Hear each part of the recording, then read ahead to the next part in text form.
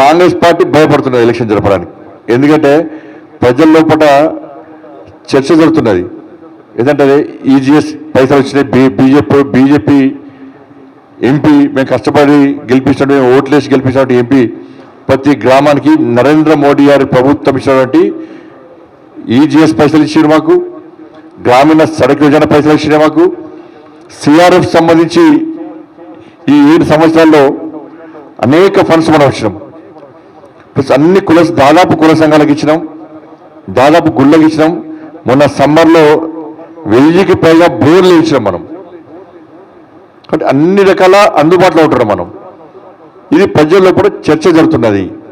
Plus నిధులు ఇచ్చేది కేంద్రాన్ని.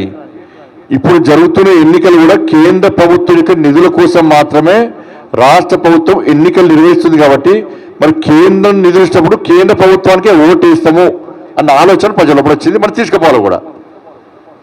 కేంద్రమే నిధుల కోసం, రాష్ట్ర ప్రభుత్వానికి ఎన్నికలు పెట్టాలన్న ఆలోచన ఏ కోశాలు లేదు.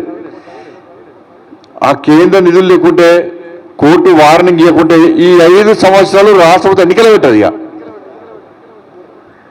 కాబట్టి కేంద్రం నిధులు కూడా, కేంద్రం యొక్క నిధుల కోసం ఇలా రాష్ట్ర ప్రభుత్వం ఎన్నికలు పెట్టడానికి సిద్ధమైంది. కాబట్టి ప్రజల లోపల ఆలోచన ఉన్నది.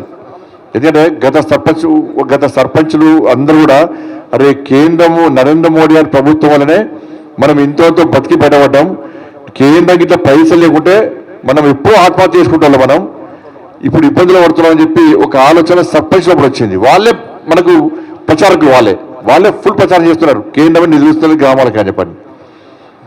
కాబట్టి కాంగ్రెస్ పార్టీ ప్రభుత్వం కూడా ఇవాళ ఎన్నికల్లో ఓడిపోతామని తెలుసు వాళ్ళకు.